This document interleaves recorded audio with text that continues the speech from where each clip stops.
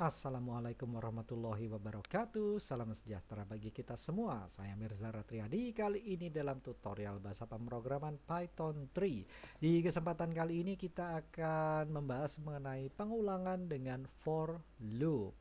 Nanti kita akan membahas mengenai for loop pada string dan elemen seperti list.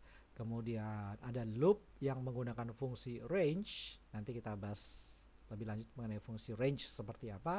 Kemudian loop yang menggunakan else dan break. Lalu ada juga for loop yang bersarang. Oke, sama seperti dengan while, mirip, serupa, tapi tak sama. Jadi fungsi dari for loop ini ya sama-sama untuk melakukan pengulangan. Pengulangan dalam jumlah batas yang sudah ditentukan.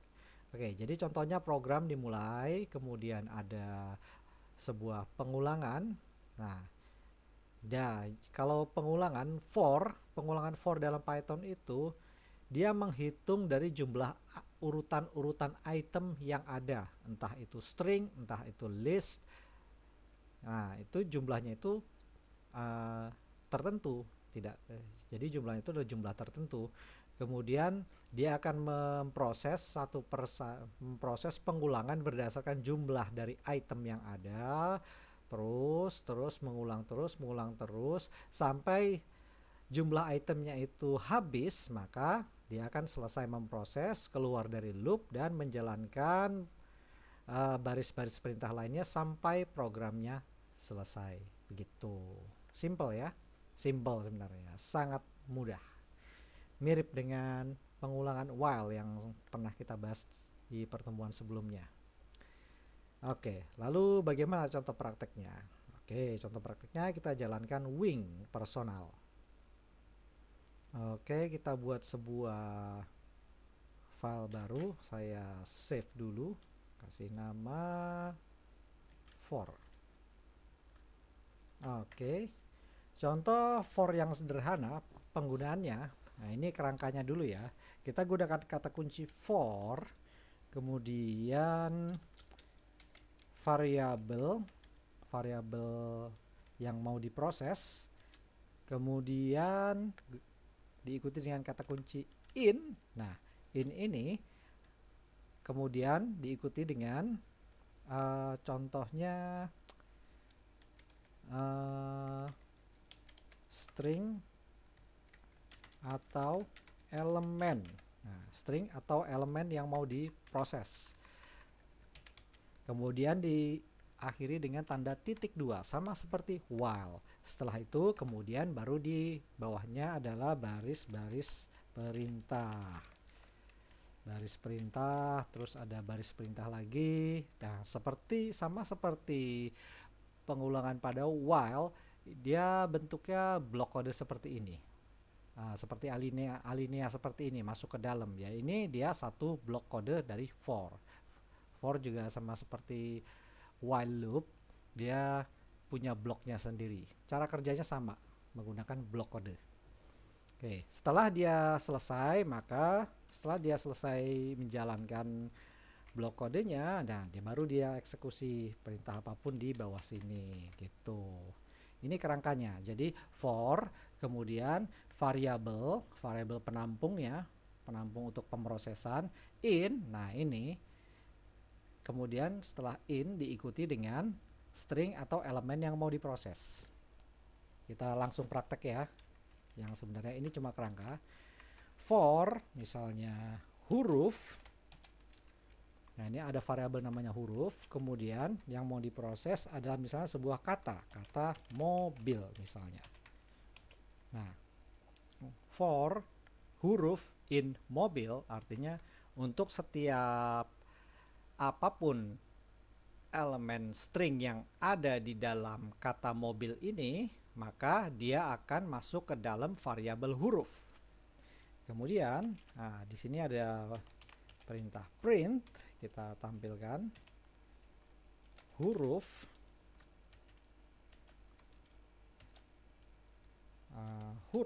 variabel huruf. Oke, ini hapus. Oke, Kemudian di sini print buat menandakan akhir program aja ya, selesai. Oke, sekarang coba dijalankan hasilnya. Nah, ini hasilnya huruf M, huruf O, huruf B sampai L. Jadi kegunaan dari for loop ini adalah mencetak atau menampilkan ke layar masing-masing elemen yang ada di dalam string ini. Setiap elemen yang ada di dalam string ini akan diproses masuk ke dalam variabel huruf. Jadi saat dia setelah masuk, dia akan memproses ke bawahnya sini dan mencetak huruf di sini, huruf yang ada dalam string ini satu persatu secara berurutan. Seperti yang saya terangkan sebelumnya, bahwa fungsi dari for ini adalah proses satu persatu secara berurutan elemen yang mau diproses. Elemen yang dimaksud saat ini adalah string dari kata mobil. Masing-masing string ini masuk ke huruf, kemudian ditampilkan di sini. Dia menampilkan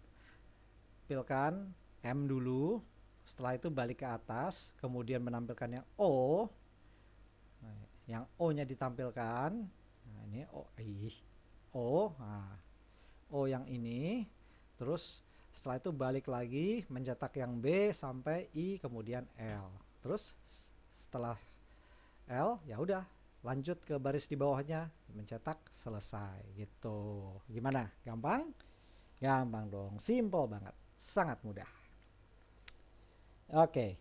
Untuk pemrosesan ini kita tidak hanya memproses string aja, string mobil, tapi kita juga bisa memproses elemen lain, contohnya list. Misalnya gini, saya punya sebuah list di sini, misalnya binatang, ada list namanya binatang, dan di dalamnya ada kucing, macan, dan singa. Sebuah list namanya binatang. Oke, kita sekarang mau tampilkan masing-masing isi dari list ini seperti halnya kita menampilkan elemen string mobil. Nah, kita ganti aja di sini. Misalnya variabelnya mamalia biar sesuai aja. Karena kucing, macan, dan singa adalah binatang jenis mamalia. Kemudian di sini yang sesudah in kita ganti jadi si variabel binatang yang tipenya list. Kemudian ya kita sesuaikan aja di sini. Print mamalia adalah mamalia. Jadi dia menampilkan variabel mamalia ini. Nah, ini variabel mamalia ini. Jadi dia akan memproses apapun yang ada di dalam apapun yang ada di dalam binatang masuk ke dalam variabel mamalia. Kemudian ditampilkan di sini. Coba kita jalankan. Ya, hasilnya seperti ini. Mamalia adalah kucing, macan, singa, dan selesai. Itu gimana? Gampang? Gampang dong, sangat mudah. Oke, itu tadi kita membahas mengenai loop pada string dan elemen yang barusan tadi kita sudah bahas. Oke, selanjutnya kita bahas loop dengan fungsi range. Oke, pertama saya terangkan dulu fungsi range itu seperti apa. Jadi fungsi range itu adalah sebuah fungsi bawaan, salah satu fungsi bawaan di dalam Python. Kalau Anda cari di Google tentang built-in function di Python 3. Nah, ini Anda akan diarahkan ke dokumentasi resminya Python di python.org. Nah, ini built-in function yang ada nih. Ini fungsi bawaan yang ada di dalam bahasa pemrograman Python. Nah, di sini ada macam-macam nih. Ada ABS, ada all, ada any, ada ASCII, bin yang kita sudah gunakan di beberapa pertemuan sebelumnya. Kemudian ada round untuk pembulatan, kemudian ada range. Nah, ini range nih. Kalau kita klik di sini range, nah ini kegunaan range adalah untuk mengenerate atau membuat sebuah urutan rentang nilai tertentu. Kita bisa tentukan rentangnya mau startnya dari angka berapa, terus akhirnya stopnya itu berhentinya itu di angka berapa, jadi angka awal, angka akhir, kemudian step atau bisa ditentukan langkah lompatannya mau kelipatan berapa gitu. Untuk contoh penggunaannya yang gampang tuh begini.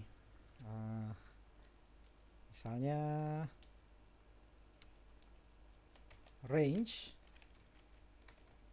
5. Nah, kalau 5 artinya kita akan membuat urutan angka dari 0 sampai 5.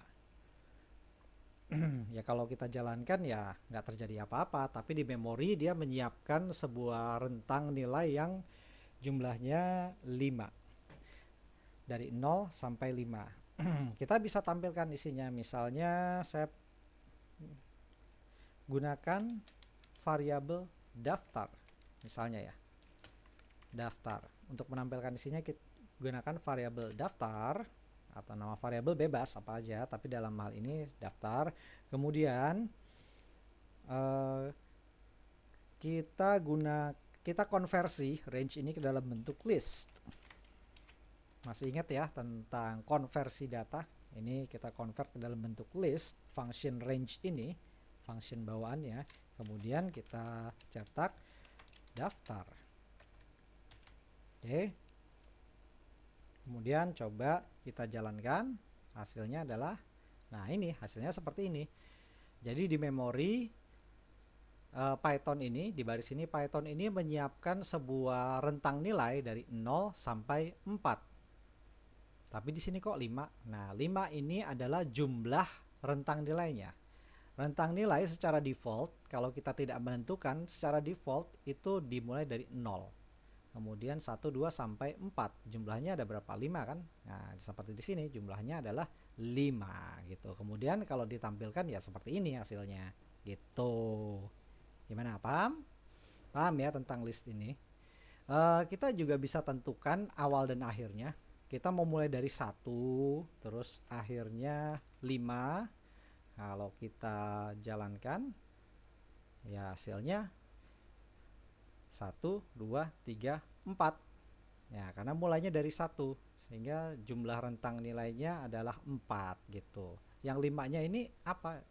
Ya 5-nya ini batas akhir. Batas akhir gitu. Batas akhir bahwa 5-nya ini nggak akan kecetak.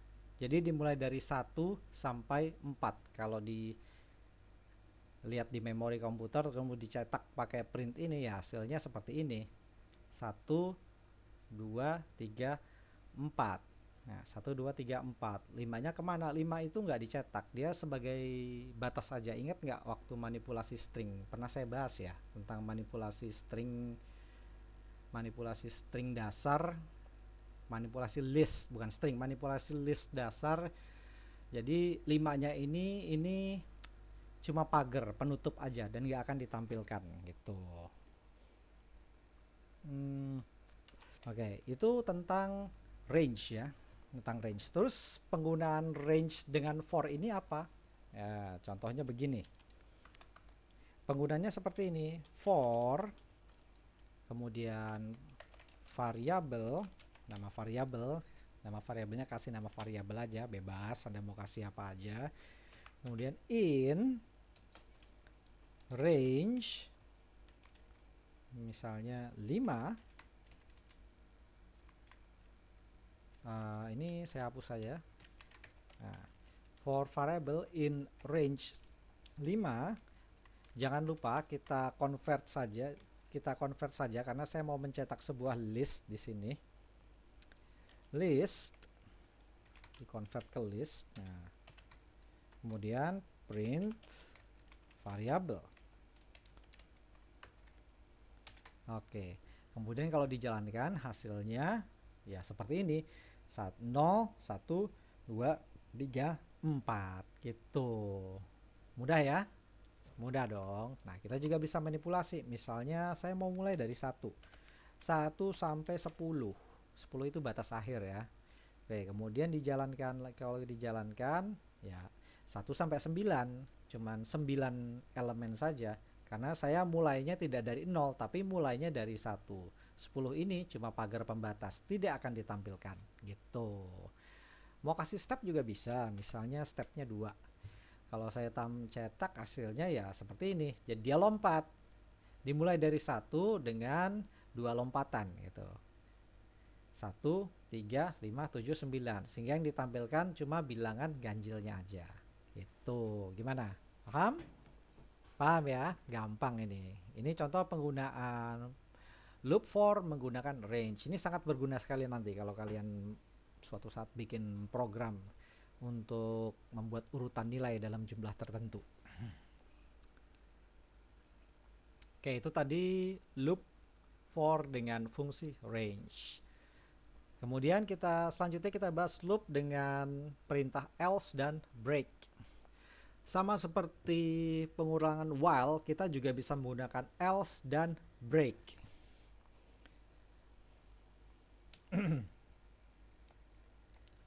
Bedanya kalau penggunaan else pada while loop yang kita bahas di pertemuan sebelumnya, loopnya itu perintah else itu hanya berjalan kalau terjadi kondisi yang sifatnya false. Itu kalau di while loop ya.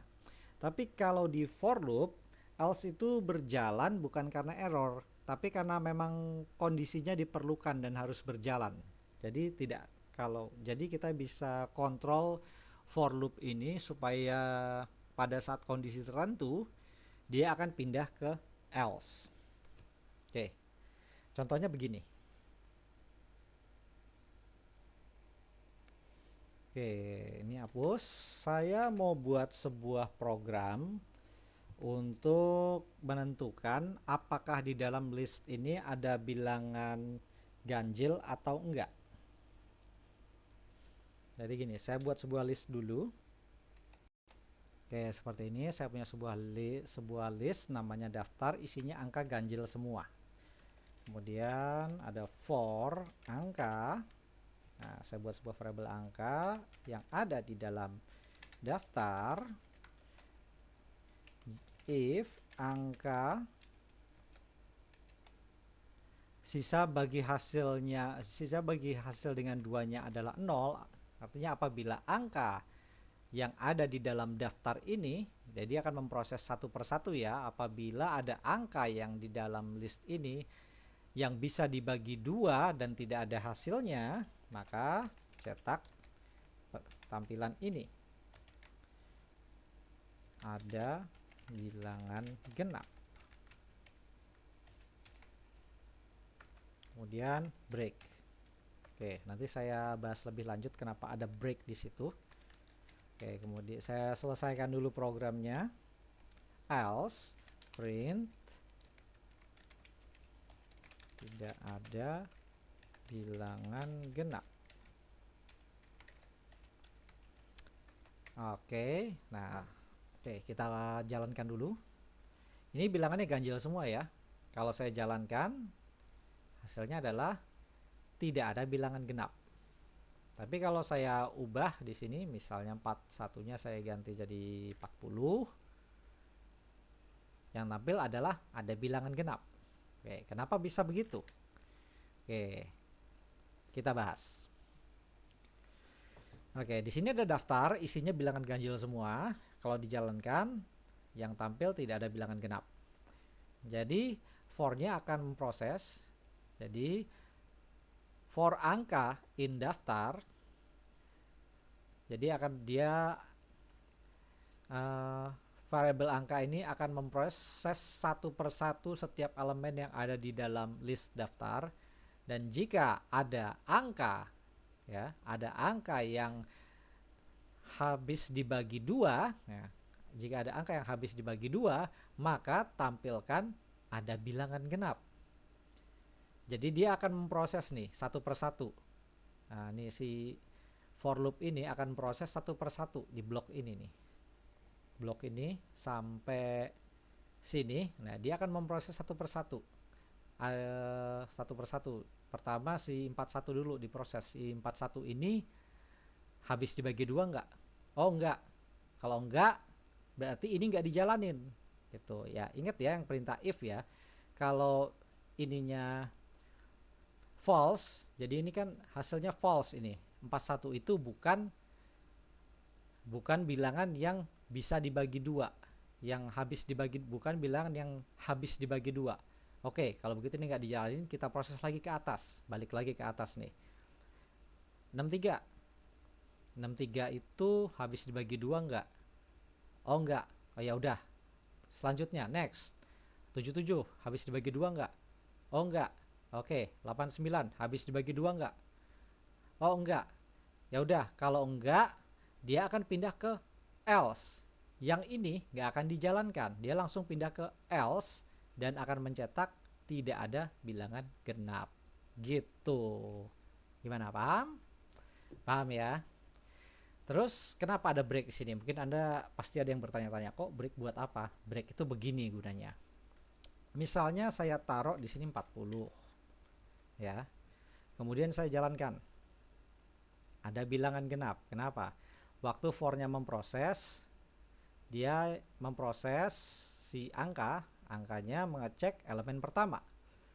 40 ini habis dibagi dua nggak?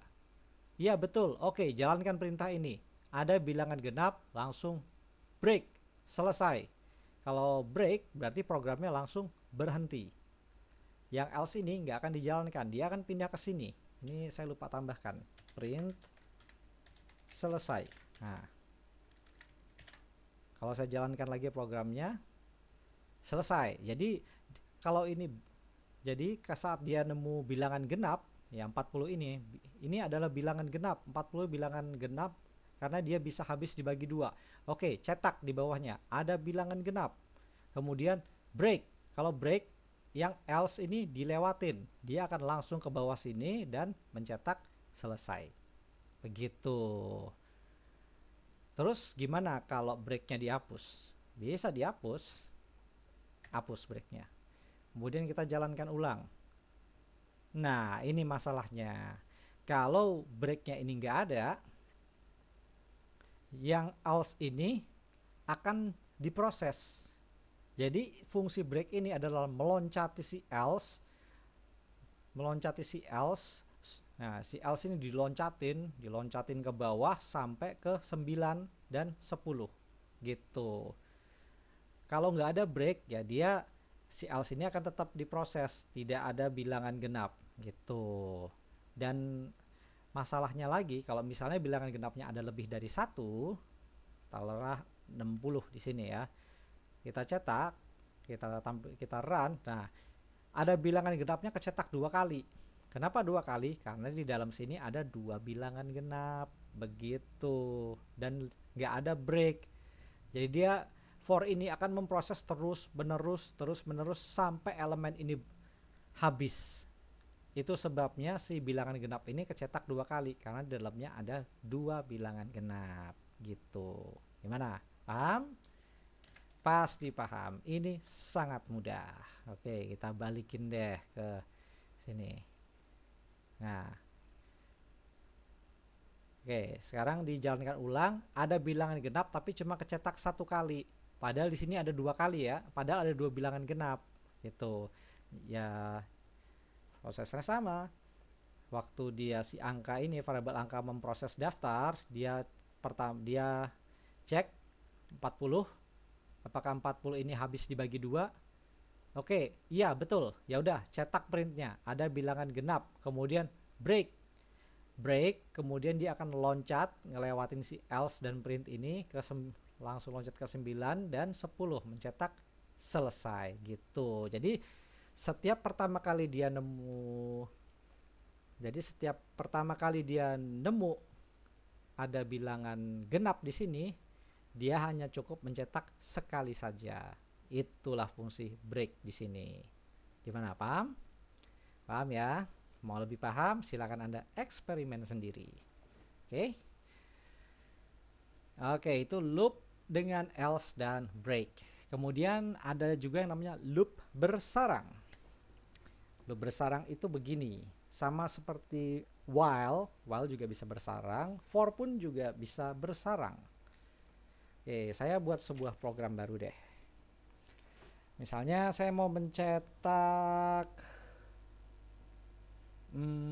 Binatang yang senang makan apaan? Binatang yang saya suka kucing. Saya buat sebuah list namanya kucing. Kemudian ada list makanan. Dan ada list makanan. Oke. Kemudian for-nya, saya buat for jenis in kucing. Kemudian di dalamnya ada for lagi. Jadi for yang di luar akan menjalankan for yang ada di dalam. For ikan in makanan, jalankan perintah yang di dalamnya print jenis, variabel jenis diikuti dengan doyan. Doyan. Oke, kemudian ikan, variabel ikan. Oke, kalau dijalankan seperti apa? Coba jalankan.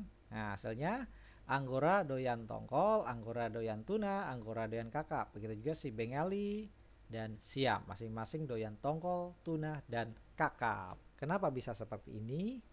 Jadi begini, for loop, yang namanya for loop, apabila nemu for lagi, sebuah for, apabila di bawahnya menemukan for lagi, dia akan menjalankan for yang paling dalam. Nah, dalam hal ini ada dua for ya. For loop ini ada dua for, yang luar sama yang dalam. Dia akan menjalankan yang dalamnya dulu. Yang dalam dulu. Nah, for di sini for ikan. Kalau yang awalnya for jenis ya, dia memproses kucingnya dulu masuk ke memori. Yang diproses pertama adalah si Anggora. Jadi jenis ini berisi Anggora. Kemudian for ikan di dalamnya sini in makanan, dia akan memproses si tongkol duluan. Jadi jenis proses awal, jenis ini berisi Anggora, ikan ini berisi tongkol. Kemudian dicetak satu per satu secara berurutan.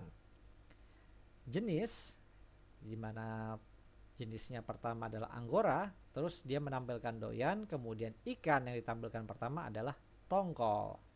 Nah, ini hasilnya. Nah, setelah ini selesai diproses, dia tidak akan kembali ke for loop yang di luar, tapi dia akan kembali ke for-nya dia sendiri. Ingat ya, ini blok ini milik ini. Gitu. Sedangkan blok ini milik ini. Ya sebenarnya satu kesatuan, tapi for yang dalam ini akan memproses bloknya dia sendiri gitu. Jadi ada blok di dalam blok gitu. Nah, ini blok ini akan diproses sampai selesai. Jenisnya masih memegang si Anggora, tapi ikannya sudah berpindah ke tuna. Sehingga waktu dicetak lagi, nah jadi Anggoranya doyan tuna. Balik lagi ke for yang di sini. Jenisnya masih si Anggora, tapi ikannya berubah jadi kakap. Setelah ini selesai diproses, makanan ini selesai diproses. Nah, ini list makanan ini selesai diproses, baru dia kembali ke loop yang paling luar, yang di atasnya dia, yakni for yang ini. Nah, for ini dijalanin. For-nya yang tadinya jenis Anggora sudah berubah jadi Bengali. Kemudian jalan ke dalam menjalankan for yang di dalamnya lagi. Ikan ini makanan. Ditampilkan lagi jenisnya si Bengali, doyan, ikannya kembali ke tongkol.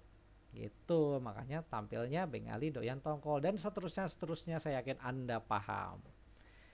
Itu sampai akhirnya si Siam doyan kakap. Gitu. Gimana? Paham tentang for loop yang bersarang? Pasti paham dong, karena ini contoh yang sangat mudah, sangat simpel, sangat sederhana. Oke, contoh lagi, tapi saya akan kasih contoh tentang apa ya yang enak biar Anda lebih paham lagi.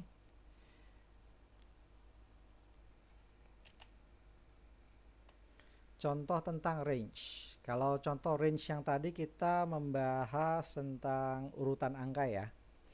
Tapi untuk range kita juga bisa terapkan pada pemrosesan list. Contohnya gini. Saya punya list kucing, ini kucing ini biarin aja. Kemudian nah, ini kita gunakan fungsi range seperti tadi. Harusnya saya contohkan tadi, cuman saya lupa. Oke, saya contohkan kembali di sini. Sini yang mengenai range tadi kita bahas ulang, cuman ini kita memproses list for, kemudian pakai variabel urutan in keyboard saya mulai aneh lagi ini, in range kucing. Nah, jadi list kucing ini kita jadikan ke dalam range. Kemudian selain range, nah kita ambil panjangnya si kucing ini. Untuk mengambil panjang dari list sebuah, untuk mengambil panjang kucing, panjang list kucing ini, kita gunakan kata kunci len. Di dalamnya ada len. Nah, len ini salah satu fungsi bawaan dalam Python. Kalau kita kembali ke dokumentasi Python, ada namanya len, FGHJK len. Nah, ini len. Nah, len di sini mengembalikan panjang dari sebuah item, baik panjang sebuah item yang ditampilkan dalam bentuk angka. Jadi panjang angka sebuah item dari sebuah objek. Nah, itu bisa digunakan terhadap string, bytes, tuple, list, atau range. Nah, contohnya kita gunakan di sini range dari sebuah list, namanya list kucing. Jadi dia len ini mengambil panjang dari listnya.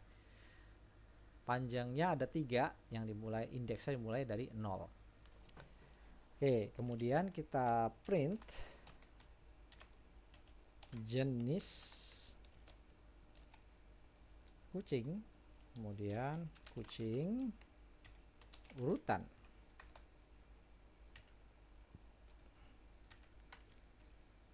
Oke, ini print menandakan akhir program. Selesai.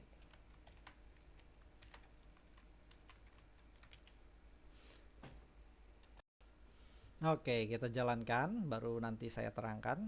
Oke, yang tampil adalah jenis kucing Angora, jenis kucing Bengali, jenis kucing Siam. Oke, kenapa saya menggunakan seperti ini di sini? Jadi, saya memproses len, panjang dari list kucing ini.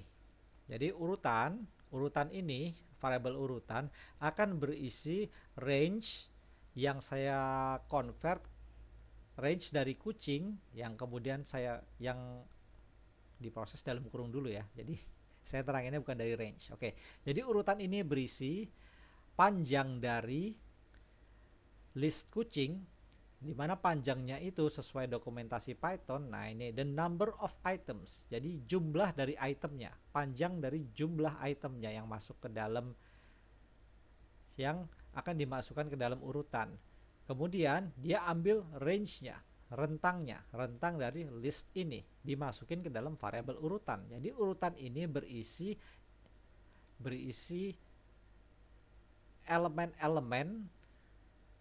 elemen-elemen yang ada di dalam list ini, gitu. Sehingga waktu ditampilkan seperti ini, variabel kucing. Nah, ini variabel kucing, terus di dalamnya dengan kurung siku yang menandakan dia adalah nomor elemennya secara berurutan. Urutan ini kalau dilihat di memori adalah angka 0, 1, dan 2 sebenarnya. Cuma di sini nggak tampil. Di belakang layar urutan ini berisi 0, 1, dan 2. Ngambilnya dari mana? Ya, ngambilnya dari len dan range ini. Range itu kan rentangnya. Jadi dia mengambil angkanya, di convert ke dalam bentuk range, masuk ke dalam urutan, sehingga urutan ini di memori berisi dari nomor indeksnya 0, 1, 2 gitu. Makanya ditampilkan hasilnya seperti ini. Gimana, paham? Pasti paham dong. Kalau mau lebih paham, silakan Anda praktek, silakan Anda ketik sendiri kodenya, Anda compile, Anda eksperimen. Saya yakin Anda bakal paham dengan sendirinya.